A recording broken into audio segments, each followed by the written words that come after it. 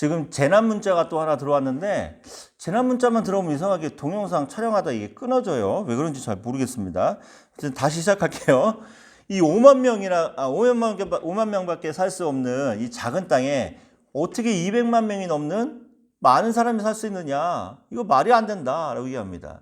그리고 또 어떤 학자들은 아니 장정만 60만 명인데 그럼 홍해 앞에서 기껏해봤자 애굽의 병거 부대가 뭐 몇 명만밖에 되지 않는데 60만 명이 자기네보다 훨씬 적은 숫자의 군인들을 보고 왜 두려워서 떨었겠느냐? 이거 말이 안 된다라고 이제 얘기하는 사람들이 있습니다. 그래서 어떤 학자들은 이렇게 얘기합니다. 그 이스라엘의 그 천이라고 하는 숫자가 천이라고 하는 숫자를 가족 또는 부족 요렇게 해석을 합니다.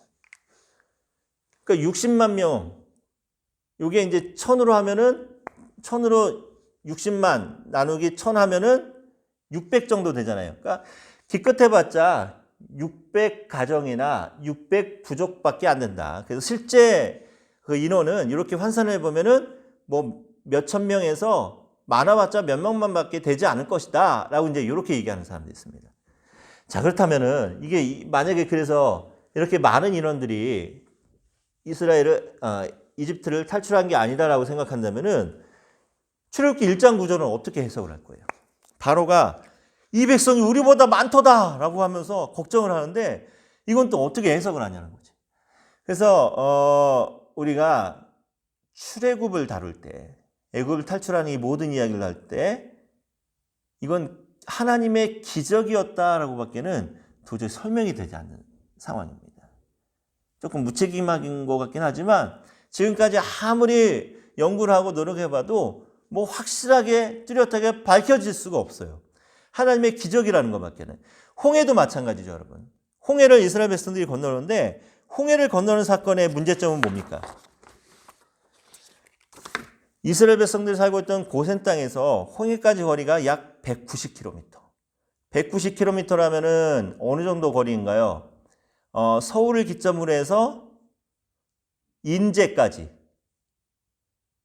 강원도 쪽으로는 인제 정도가 190km 정도 될 거고, 밑으로 내려가려면은 대전 정도까지 거리가 190km란 말이에요.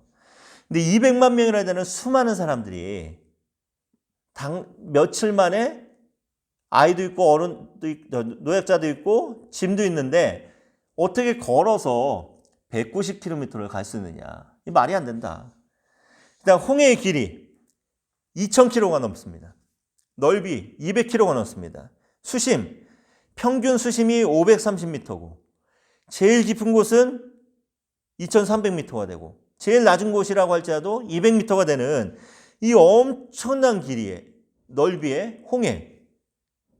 그리고 또 200만 명이 만약에 한 줄로 섰다고 생각해 보세요. 그 길이만 해도 200km가 넘습니다. 그렇죠? 근데 이렇게 많은 사람들이 하룻밤 사이에 홍해를 건넜다? 이거 말이 안 된다라는 거죠. 그래서 어떤 사람들은 이런 대안을 내놓습니다. 홍해가 우리가 생각하는 그렇게 큰 바다가 아니라 무릎 정도밖에 되지 않는 아주 얕은 늪지 그런 물이었을 거다. 그래서 하룻밤 사이에 그냥 훌딱 하고 그러고 건널 수 있었을 거다라고 얘기하는 그런 사람들이 있습니다. 하지만 만약에 그렇다고 한다면은 정말 무릎밖에 되지 않는 얕은 습지였다라고 한다면은 이 얕은 물에 애굽의 병거 부대를 다 빠져 죽게 하시는 하나님의 능력이 더 놀랍고 이게 더 큰 기적인 거죠. 그래서 애굽을 탈출할 때 이스라엘의 숫자라든가 홍해를 가르는 사건 이 모든 것들은 한 가지로밖에 설명이 안 돼요. 하나님의 기적이었다라는 것. 그리고 이 하나님의 기적이 홍해를 가르셨던 하나님의 기적이 오늘 우리에게도 우리 인생에도 때때마다 보이지는 않지만 이루어지고 있다는 것. 그냥 우리가 이렇게 생각하고 이 문제는 넘어가야 되지 않을까라는 생각이 듭니다. 15장 21절을 끝으로 애굽을 탈출하는 이야기는 이제 마무리가 됩니다. 모세의 노래를 통해서. 모세의 노래도 막 할 얘기는 너무 많은데 이거 다 얘기하자면은 수업 시간 감당할 수 없기 때문에 할 수 없이 넘어갑니다. 여러분들이 창세기도 그렇고 출애굽기, 뭐 레위기, 민수기, 신명기, 모세오경 속에서 정말 다루고 싶은 이야기들이 많은데 이거 다 다루지 못합니다. 시간 때문에. 그래서 이게 궁금하신 분들은 어떻게 하면 되죠?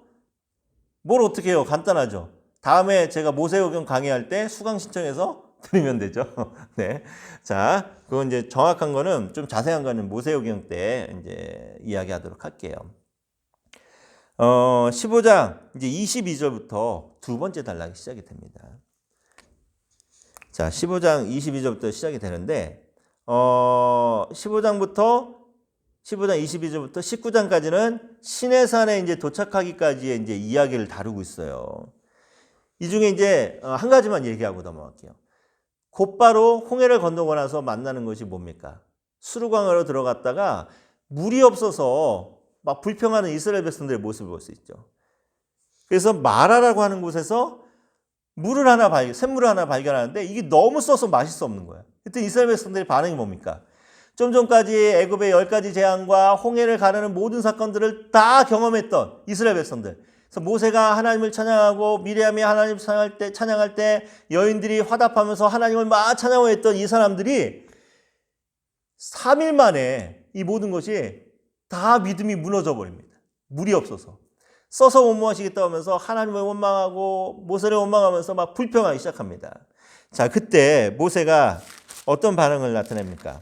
15장 보니까 24절을 한번 보세요. 백성이 모세에게 원망하여 이르되 우리가 무엇을 마실까 하매 25절 모세가 여호와께 부르짖었더니 저는 요 두 구절에서 정말 작은 것 같지만 엄청난 차이를 하나 발견하는데 자, 똑같은 상황이에요. 똑같이 모세도 그렇고 이스라엘 백성들도 그렇고 10가지 재앙을 경험했고 그렇죠? 직접 보고 느꼈고 목격했습니다. 홍해를 가르는 것도 보았습니다. 모세가 찬양하고 미리암이 찬양하고 이스라엘 백성들도 함께 찬양했습니다. 다 찬양했습니다. 그리고 똑같이 3일 동안 수르광에 들어와서 물을 마시지 못했습니다. 제가 한두 시간 이렇게 강의를 하면서도 목이 마르는데 3일 동안 물을 못 마셨으니 얼마나 괴롭겠어요. 이해는 갑니다. 근데 모든 것을 다 똑같이 경험했던 사람들이었습니다. 근데 똑같은 상황 속에서 백성들은 어떻게 하고 있어요? 모세에게 원망합니다. 원망. 우리가 마실 게 없잖아 하면서 원망합니다.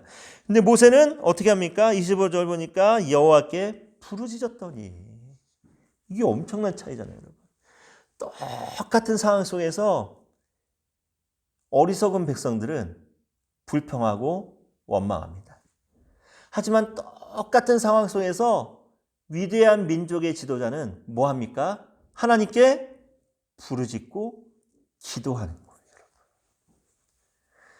여러분들이 정말 좋은 지도자가 되기 위해서 교회 안에서 좋은 영적인 리더가 되기 위해서 여러분 뭐 해야 돼요? 어려움을 만날 때마다 하나님 앞에 겸손하게 무릎 꿇고 기도하고 부르짖는 것밖에 없는 거지. 이게 엄청난 차이입니다. 여러분이 선택하세요. 모든 상황 속에서 불평하고 원망하는 그런 어리석은 백성으로 끝날 건지 여러분 인생이 모든 어려움과 고통 속에서 하나님께 부르짖고 기도하는 위대한 지도자가 될 것인지 여러분들이 선택하십시오. 자, 이제 19장으로 넘어갑니다. 19장부터 24장 정말 중요한 내용, 제일 중요한 핵심입니다. 출애굽기 핵심. 이 너무 저도 힘들고 여러분들도 힘드니까 우리 19장부터 24장까지만 강의하고 그리고 이번 강의는 그냥 마칠게요. 그래서 나머지는 우리 4월 첫째 주간에 만나서 얼굴 보면서 한번 정말 기쁜 마음으로 강의하도록 할게요. 자, 19장에서 24장은 뭘 다루고 있나요? 물어본 내가 바보지. 뭘 다루고 있습니까? 신에서 나오냐? 자, 요걸 또 구조를 한번 나눠볼게요. 먼저 19장 A. 19장 전체 1절부터 이제 25절까지. 이거 뭡니까? 하나님의 현현.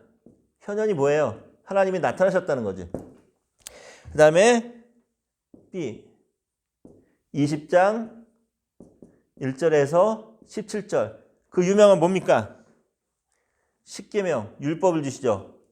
율법 중에서 가장 중요하다고 하는 십계명.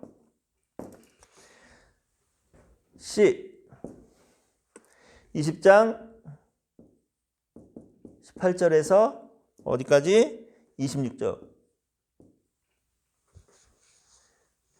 뭡니까? 모세의 중재자 역할이 나오죠. 그 다음에 다시 B 다시 21장 1절에서 어디까지? 23장 끝까지. 23장 33절까지 다시 뭐가 나와요? 율법이 나오죠. 여기서는 십계명에 대한 세부 사항이 쭉 이제 기록됩니다. 다시 A 다시 24장 1절에서 끝까지 18절까지. 역시 다시 뭐가 나타나요? 하나님의 현현이 나타납니다. 그래서 요 19장부터 24장까지가 신해사 언약이 이런 교차 대구 방식으로 구절을 나눌 수가 있어요.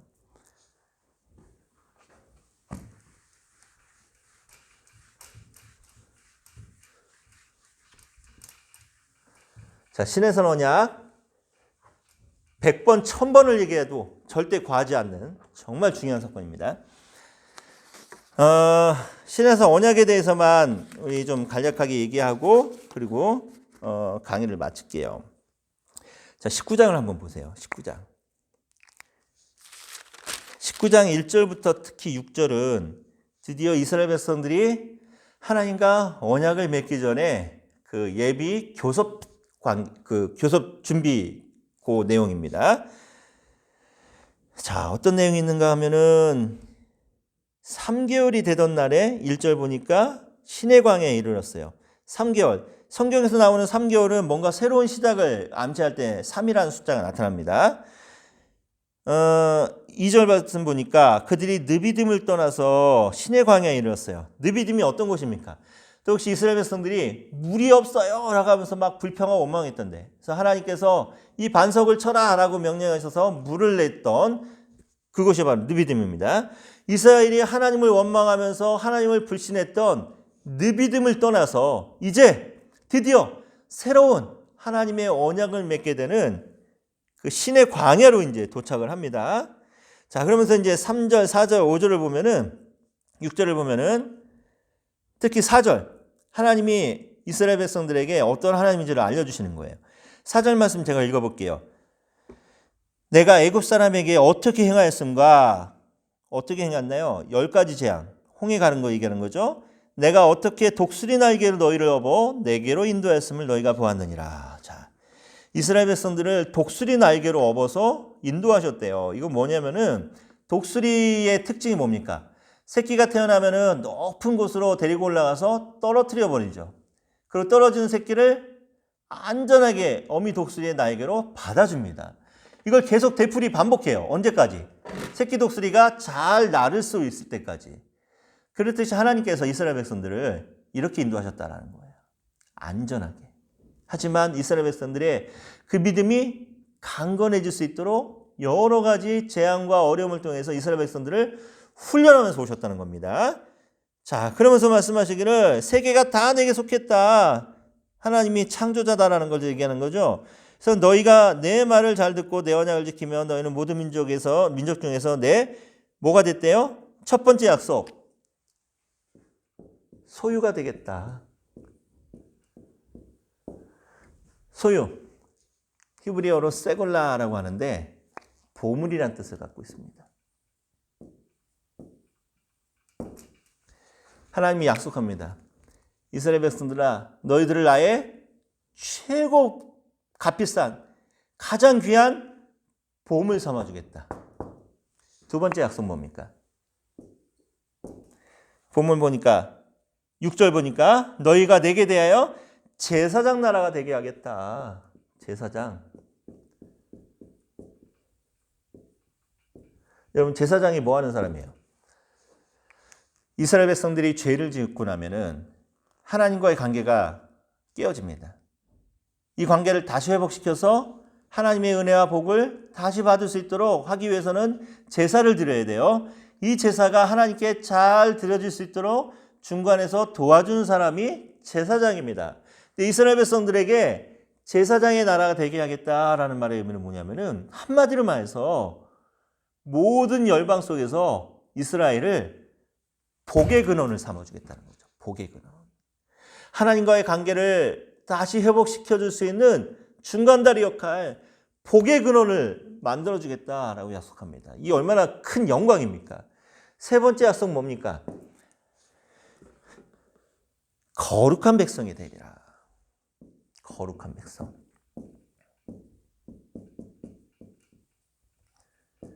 자, 거룩한 백성. 여러분, 거룩하다. 카도시라고 하는데, 그 단어의 뜻에는 따로 떼어놓다, 구별하다 라는 뜻을 갖고 있어요. 다시 말해서 세상의 모든 민족과 구별하겠다라는 거예요. 특별히 사랑하겠다는 겁니다. 세 가지 약속이 주어지죠. 언약을 맺으면서. 이 얼마나 큰 은혜입니까? 하나님이 나를 제일 소중하게 생각하신대. 하나님이 나를 통해서 복의 근원이 되게 하시겠대. 하나님이 나를 특별히 구별해서 특별하게 생각하시겠대. 그래서 특별한 뭘 맺어요? 지금 관계를 맺으시겠다는 거잖아요. 어떤 관계? 하나님은 남편이 되시고 이스라엘은 하나님의 신부가 되는 부부관계 되게 하겠다라고 약속을 합니다. 약속. 자, 이렇게 하나님이 언약의 축복을 주시는 거예요. 그러니 우리가 뭐가 겁나? 하나님의 제일 소중한 보물이지, 하나님의 복의 통로가 됐지, 하나님이 특별하게 구별하는 특별한 백성이 됐지. 그러니까 이거 우리가 얼마나 큰 은혜 가운데 사냐는 거예요. 근데 조건이 하나 있어요. 어떤 조건? 5절 말씀 보니까 너희가 내 말을 잘 듣고 내 언약을 지키면 이렇게 해주겠다는 거야. 뭘 지키면? 하나님의 언약의 말씀, 하나님의 약속하신 이 귀한 말씀을 다 지키면 이렇게 삼아주겠다라는 거죠. 이렇게. 시내산 언약의 핵심입니다. 핵심. 하나님이 이스라엘 백성들을 이렇게 귀하게 삼아주시는데 이렇게 하기 위해서는 하나님의 언약을 지켜야 돼요. 약속의 말씀들을. 자, 그런데 여기서 한 가지 더 생각해 볼거. 우리가 하나님의 보물이야. 자부심 있어. 하나님의 복의 근원이야. 하나님이 특별히 생각하는 백성이야. 이 세 가지가 우리에게 엄청난 특권임과 동시에 또 엄청난 뭡니까? 의무이죠. 의무. 책임이 따릅니다. 어떤 책임? 하나님의 보물로서 살아가기 위해 하나님의 복의 통로가 되기 위해서 하나님이 특별하게 생각하는 거룩한 백성이 하나님이 그렇게 거룩한 백성 삼아주신 거에 대한 책임은 뭡니까? 가치관이죠. 어떤 가치관? 세상과는 다른 가치관. 하나님의 보물다운 가치관. 복의 통로다운 가치관. 하나님의 특별한 관계를 맺은 하나님의 신부와 같은 그런 거룩한 신분을 가진 사람다운 가치관을 가져야지. 가치관을. 이 가치관이 뭡니까? 내게는 오직 하나님이 최고입니다. 내게는 오직 예수 그리스도가 최고입니다. 라고 하는 믿음의 고백이 있어야 되잖아요. 여러분. 이걸 가장 이 가치관에 대해서 가장 확실한 고백을 한 사람이 누굽니까? 신약 성경에서 한번 찾아볼까요? 구약 총론이긴 하지만 예수님의 제자 중에 베드로 어떻게 생각합니까? 요거까지만 얘기하고 오늘 강의는 마칠게요. 마태복음 16장 한번 성경을 볼까요? 16장 16절을 보면은 베드로가 엄청난 신앙 고백을 하죠. 어떤 신앙 고백합니까? 16장 16절 읽어봅니다. 시몬 베드로가 대답하여 이르되 주는 그리스도시요 살아계신 하나님의 아들이시니이다 라고 얘기합니다. 자, 여기서 베드로의 고백 중에 주는 그리스도시요라고 할 때 주는이 우리가 생각하는 퀴리오스, 주님 이런 뜻이 아니라 번역이 잘못됐어요. 원래대로 헬라어 그대로 번역하면 당신은이 맞습니다.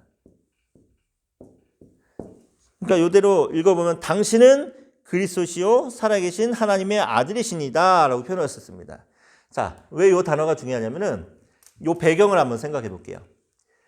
지금 이 장소가 어딘가 하면은 13절 마태복음 16장 13절 보니까 예수께서 빌립보 가이사랴 지방에 지나가실 때 어디요? 빌립보 가이사랴. 빌립보 가이사랴 지방에 지나가시면서 제자들에게 질문하십니다. 얘들아, 사람들이 인자를 누구라고 하더냐라고 물어보십니다. 그때 제자들이 뭐라고 대답합니까? 14절 보니까 이르되 더러는 세례 요한이라고 하고요. 더러는 엘리야라고도 해요. 어떤 사람은 예레미야나 선지자 중에 하나라고 얘기합니다. 뭐라고 얘기했다고요? 요한, 세례 요한, 엘리야, 예레미야 같은 선지자 중에 하나라고 한다라고 얘기합니다. 이스라엘 백성들이 굉장히 대단하다고 생각하던 선지자들이었죠. 요한, 엘리야, 예레미야.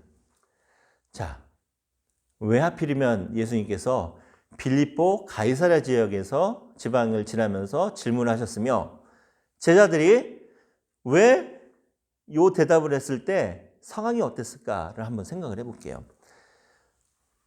제자들이 요한이라고도 하고 엘리야라고 할 때 예레미야 같은 선지자라고 할 때 어떠한 모습으로 얘기했을까요? 막 신나갖고 흥분되고 예수님 어떤 사람이요?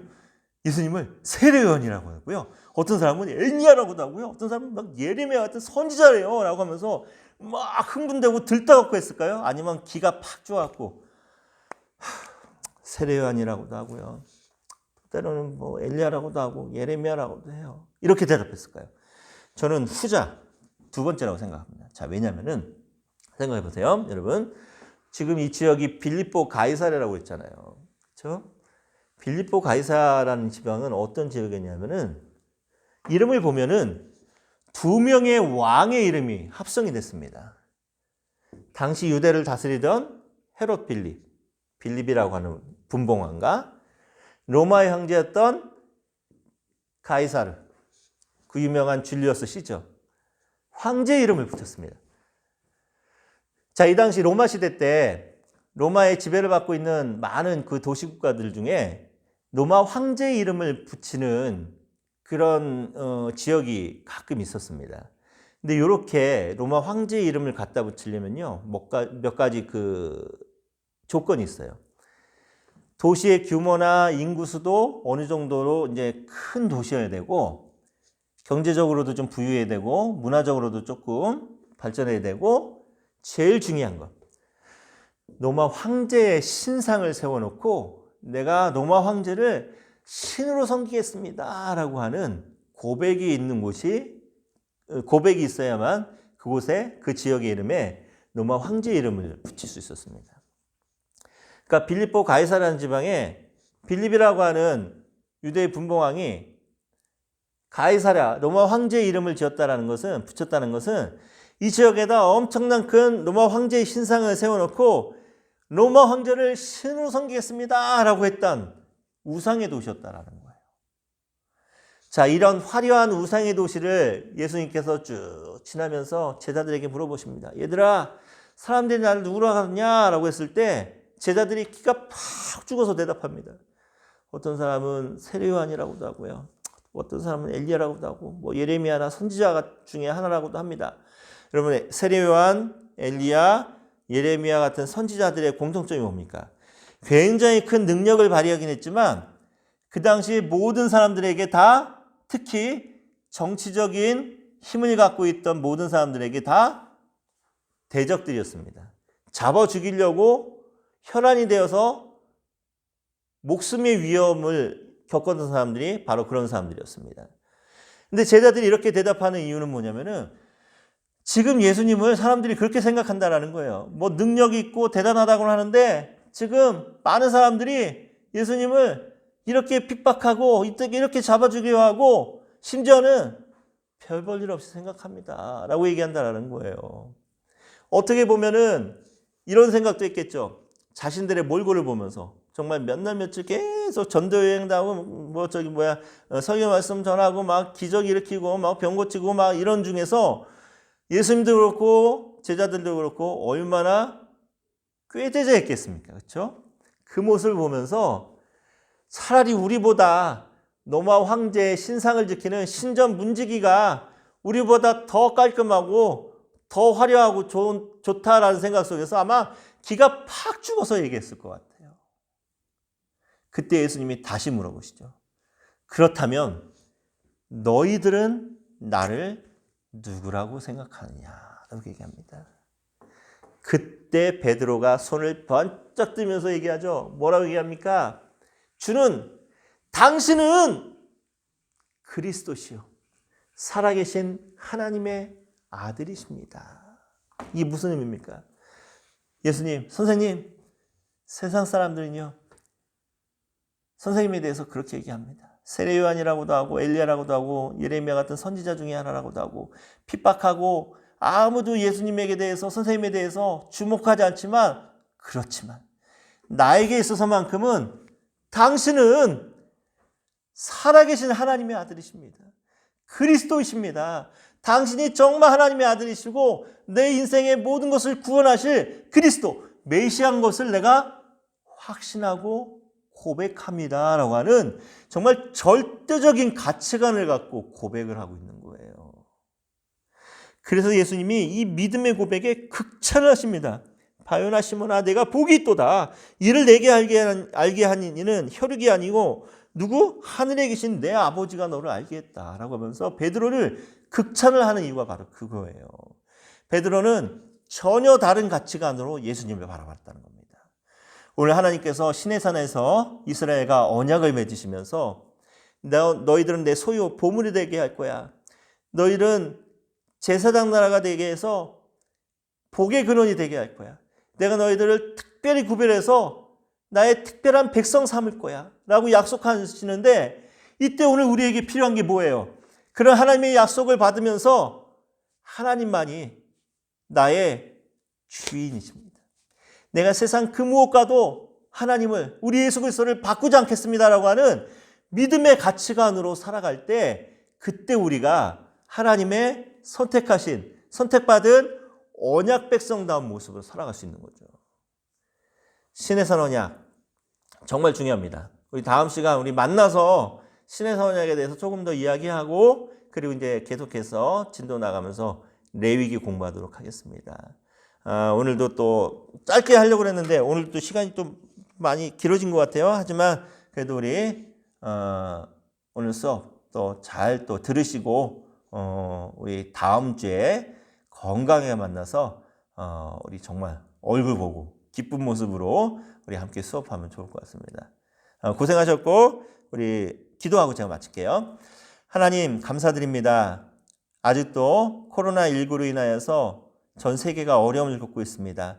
하지만 우리 하나님께서 함께하여 주셔서 오늘 우리의 모든 건강과 또 섬기는 교회와 사역들을 지켜주시고 함께하여 주시옵소서. 그래서 하나님 이 모든 어려움을 잘 이겨내게 하시고 오늘 함께 나눴던 귀한 말씀 속에서 도전 주시고 은혜 주신 것처럼 우리가 하나님의 선택된 백성으로서 또 하나님의 언약 가운데 거하는 언약 백성으로서 부족함이 없도록 우리가 인생 최고의 가치관 우리 예수 그리스도에게 두고 살아갈 수 있는 우리 모두가 될 수 있도록 축복하여 주시옵소서. 한 주간의 건강과 사역과 모든 기도의 제목을 지켜주시고 우리 함께 모여서 만나서 건강한 모습으로 수업하게 하실 것을 믿사옵고 모든 것 주님께 맡기고 예수님의 이름으로 기도드렸습니다. 아멘. 감사합니다. 수고하셨습니다.